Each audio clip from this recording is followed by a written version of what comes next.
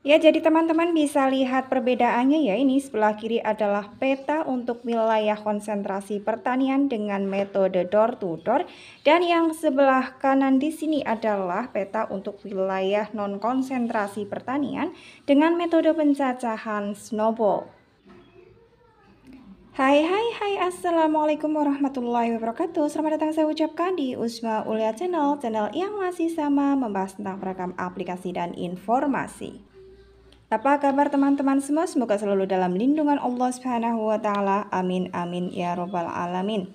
Ya, langsung saja masuk ke pembahasan sebagai informasi. Ini sudah masuk ke minggu-minggu terakhir ya, untuk minggu-minggu akhir untuk kegiatan lapangan bagi petugas sensus pertanian 2023 untuk bulan Juni. Pastinya untuk teman-teman sudah banyak menyelesaikan beberapa SLS ya yang menjadi wilayah kerjanya, dan seperti yang saya lakukan juga, saya sudah menyelesaikan 5 SLS dari 6 SLS yang menjadi wilayah kerja saya.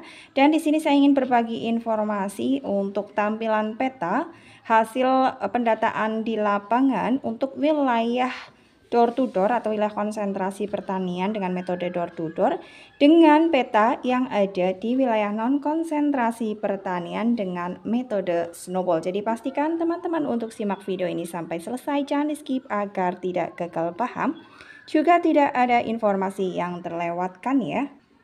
Ya, langsung saja masuk ke pembahasannya. Jadi sebagai informasi untuk wilayah konsentrasi pertanian dengan metode pencacahan door to door, setiap petugas wajib untuk mendatangi setiap rumah yang ada di lingkungan tersebut, dan pastikan untuk yang diberi noktah atau nomor urut bangunan seperti yang teman-teman lihat pada layar teman-teman adalah rumah-rumah untuk atau bangunan yang memang berpenghuni. Di sini harus urut ya. Jadi dalam satu SLS ini nomornya harus saling berkaitan. Jadi tidak ada nomor yang terloncat. Jadi harus urut untuk peta di peta WS manualnya. Jadi harus ada nomor 1, 2, 3, kemudian 4, 5, 6 dan seterusnya sampai nomor bangunan yang terbesar di sini adalah nomor 4, nomor 51. Ini adalah nomor bangunan terbesar untuk SLS ini.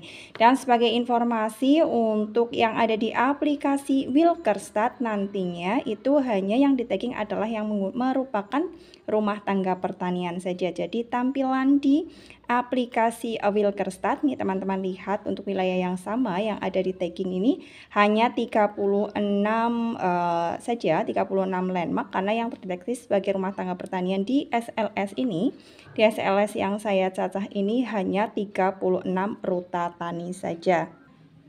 Dan adapun nomor-nomor urut bangunan ini diambilkan dari kolom 4 dokumen L1 ya. Jadi antara yang tertera angkanya di dokumen L1 kolom 4, kemudian yang ada di peta WS manual ini yang teman-teman beri noktah, dan juga yang ada di aplikasi Wilkerstat jika memang adalah rumah tangga pertanian, nomor bangunannya harus dipastikan adalah nomor bangunan yang sama ya.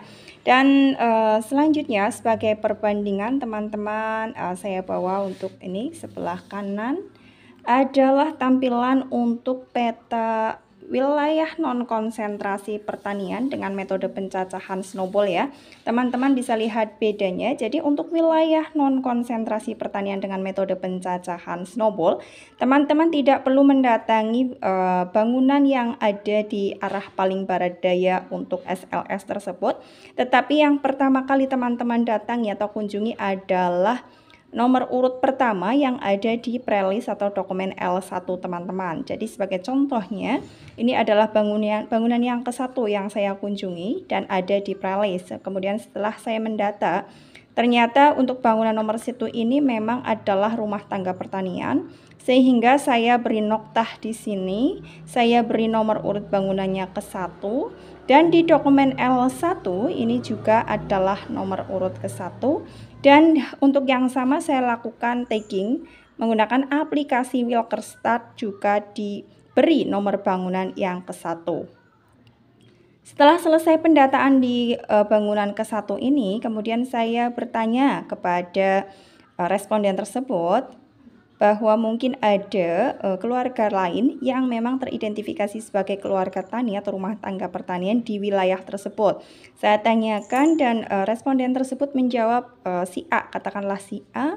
Dan saya cek di prelis belum ada, sehingga ini untuk nomor yang pertama tadi untuk kolom 20-nya saya beri kode 1 karena beliau menyebutkan nama dari keluarga pertanian dan belum ada di prelis, maka saya beri kode 1 ini ya. Dan saya datangi untuk bangunan yang kedua di sini dan saya data setelah saya melakukan pendatangan pengecekan, ternyata beliau memang rumah tangga pertanian juga, walaupun hanya mengusahakan peternakan saja, itu peternakan ayam. Sebenarnya ayamnya tidak terlalu banyak, tetapi setelah digali informasi ternyata pernah ada transaksi jual beli ya, transaksi penjualan, mohon maaf. Jadi keluarga tersebut pernah menjual atau sering menjual ayam yang diternaknya. Jadi ini masuk ke kategori rumah tangga pertanian subsektor peternakan. Kemudian saya data. Kemudian hal yang sama juga saya tagging untuk Wilkerstat, di aplikasi Wilkerstat saya beri bangunan nomor 2. Kemudian dan seterusnya, kemudian saya dari bangunan kedua ini diarahkan untuk ke keluarga yang ada di pojok sini. Jadi teman-teman bisa lihat di sini. Untuk yang akan saya bagi dengan teman-teman, untuk wilayah snowball atau wilayah non-konsentrasi pertanian dengan cara pendataan snowball, itu tidak semua bangunan diberi noktah ya, jadi hanya bangunan yang kita datangi saja. Dan kemudian memang teridentifikasi sebagai rumah tangga pertanian. Ini kebetulan urut ya, jadi ada bangunan ke-1 saya datangi ternyata memang rumah tangga pertanian, kedua juga iya, ketiga iya, keempat iya, kelima. Terus kemudian ke-6 juga ada, ini di ujung utara. Ke-7-nya saya balik lagi ke selatan. Dari ke-7 ini saya mendapatkan informasi ada lagi bangunan yang usahakan pertanian, maka saya lari lagi ke bangunan ke-8 di sini. Dan dari bangunan ke-8 beliau memberitahukan ada 1 nama lagi dan saya cek belum ada di prelis, maka saya kunjungi lagi, lari ke bangunan ke-9 di pojok sini. Jadi di sini untuk nomor urut bangunannya itu memang acak dan hanya yang memang teridentifikasi sebagai rumah tangga pertanian saja. Jadi sangat jelas bedanya ya, kalau untuk wilayah konsentrasi pertanian ini kita harus memperhatikan arah barat daya terlebih dahulu untuk menentukan nomor urut bangunan yang pertama. Tetapi untuk wilayah snowball kita harus mendatangi nama yang ada di prelis. Lalu pertanyaannya bagaimana jika prelisnya kosong, tidak ada nama di prelis tersebut? Ini bisa saja terjadi untuk wilayah non-konsentrasi pertanian. Maka yang bisa teman-teman lakukan adalah mendatangi ketua SLS tersebut, melakukan probing ke ketua SLS tersebut, atau barangkali ketua SLS tersebut juga merupakan rumah tangga pertanian, bisa teman-teman gali informasinya. Jika bukan merupakan rumah tangga pertanian, minta pendapat dari Pak RT atau ketua SLS tersebut, barangkali ada rumah tangga yang memang teridentifikasi sebagai rumah tangga pertanian. Nanti kita datangi bangunan tersebut berdasarkan arahan dari ketua SLS tersebut.